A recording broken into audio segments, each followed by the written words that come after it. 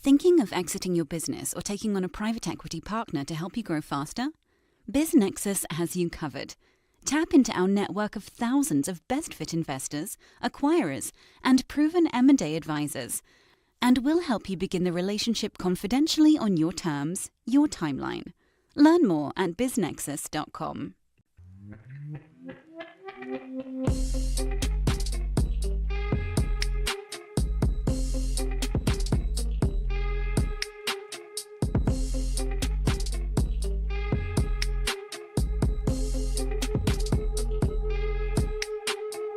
Disclaimer from the Always Present legal team. Podcast conversations don't necessarily reflect the views of BizNexus Incorporated. Everything you hear is informational news and updates from around the industry. We're not recommending any investments. We're not offering any investment advice. Be sure to do your own homework.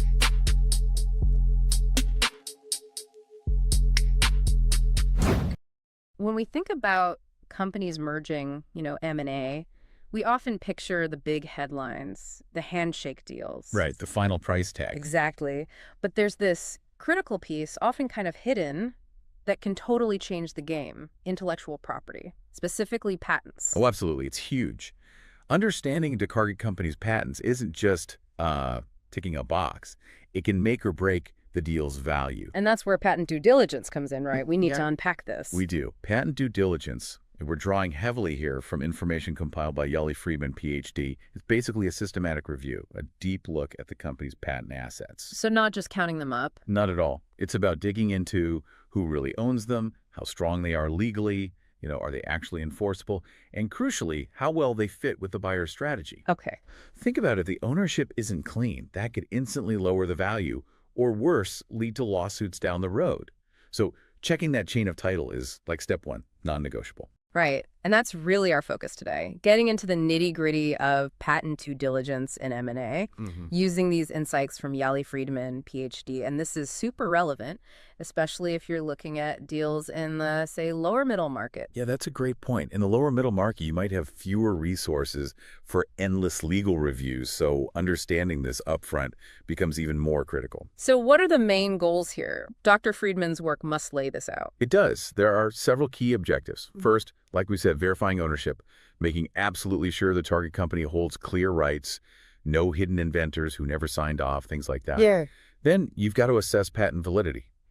Just because a patent exists doesn't mean it's rock solid. Will it actually hold up if challenged? Okay, makes sense. Freedom to operate. Yeah. FTO, this is huge.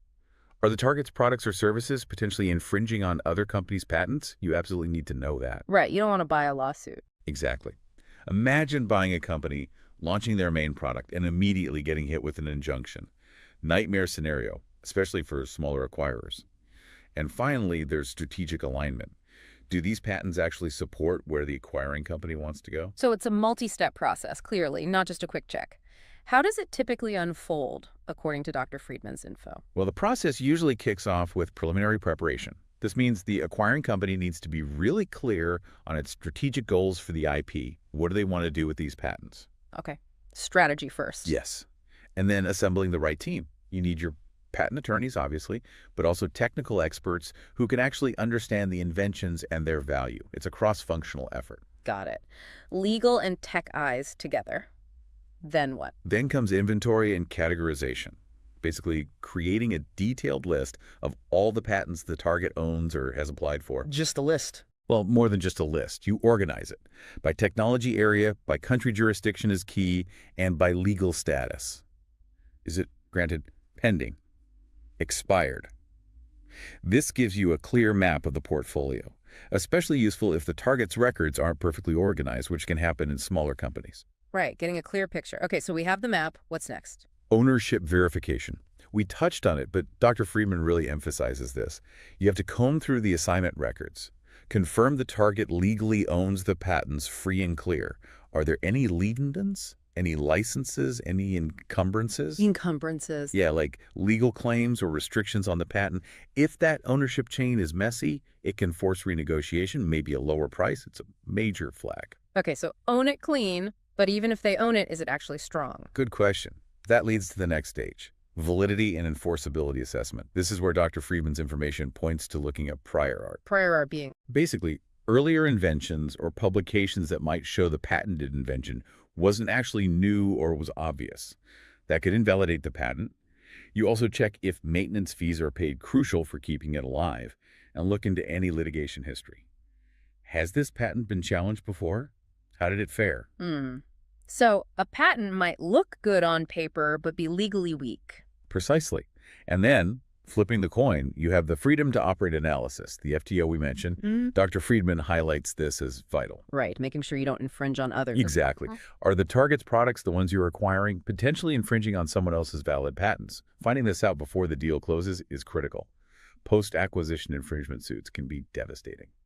So after all this digging, ownership, validity, FTO, what do you do with all that information? That feeds directly into your risk mitigation strategies, as Dr. Friedman explains. The findings shape the negotiation. Maybe you push for a lower price because of weak patents or identified FTO risks. You might build in specific protections, like indemnification clauses, where the seller agrees to cover costs if certain pre-existing issues pop up later. And, of course, you plan how to integrate these patents into your own IP strategy after the deal closes. It sounds complex, and I can imagine there are quite a few places things could get tricky, especially, again, for maybe smaller companies in that lower middle market. What are some common roadblocks Dr. Friedman points out? Yeah, there are definitely common challenges. Incomplete ownership records are a big one, especially in less formally managed portfolios. Hidden licensing obligations, maybe the target already gave someone else rights to use a key patent. Oh, that could be a surprise. For sure. Then you have cross-jurisdictional complexities. Patents are country-specific, so managing a portfolio across different legal systems adds layers of difficulty. And undisclosed litigation risks, ongoing lawsuits, or even just the threat of one related to the patents. So given those hurdles, what are the best practices? How can companies, maybe those with tighter budgets in the lower middle market, do this effectively, based on Dr. Friedman's insights? Dr. Friedman's work suggests a few key things. Using standardized checklists helps ensure thoroughness, even with limited resources. Leverage technology, patent databases, and analytics tools can really streamline the search and analysis process. Makes sense. Use tools. Absolutely. Transparency and collaboration with the target company are also crucial. You need them to provide the necessary documents and information. And maybe most importantly, for resource-constrained situations, focus. Focus on the high-value patents. The crown jewels, so to speak. Exactly. The ones most critical to the core business or future plans. Don't get bogged down analyzing every single minor patent if the budget is tight. Prioritize. That practical focus seems key. Didn't Dr. Friedman's compilation also mention a big real-world example of patent value in M&A? It did. The Google acquisition of Motorola Mobility back in 2012 for, what was it, $12.5 billion. A huge part of that valuation, as Dr. Friedman notes, was Motorola's massive patent portfolio. Right, they were in the thick of the smartphone wars then. They were. And Google strategically used those patents in litigation. It really showcased how patents can be not just defensive shields, but offensive assets worth billions. It wasn't just about the phones, it was a massive IP play. Wow. Okay, so beyond the direct legal muscle, are there financial angles like tax to consider with these patents during a deal? Oh, definitely. You need to look at the legal and tax side. Dr. Friedman's information highlights things like tax incentives. Some countries have schemes, like the IP box scheme, offering lower tax rates on profits generated from intellectual property. IP box. Okay. Yeah, understanding those potential tax benefits can significantly boost the net value of the patents post-acquisition. It can make a portfolio look much more attractive financially, which is often a key driver in the lower middle market. So wrapping this up, this deep dive, really leaning on the work compiled by Yali Friedman PHD, it hammers home just how essential patent due diligence is. It's not just paperwork. Not at all.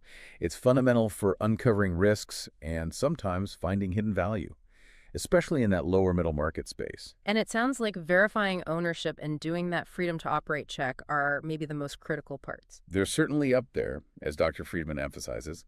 Understanding the whole process, though, from prep and inventory through validity checks and risk mitigation, helps companies make smarter bets in M&A. It really increases the odds of the deal being a success long term. It really makes you think, doesn't it? How much this deep knowledge of intellectual property can influence a company's value and the outcome of these major transactions. It kind of leaves you wondering, what proactive steps could you take now to get a better handle on the patent landscape in your own industry, or for a business you might be eyeing? Definitely food for thought. Acquiring a business? BizNexus simplifies it. Access thousands of updated opportunities in our DIY marketplace, or supercharge team sourcing with OmniSource, your all-in-one platform for on-market, off-market, and coming soon deals. Scale smarter today. Learn more or book a demo at www.biznexus.com.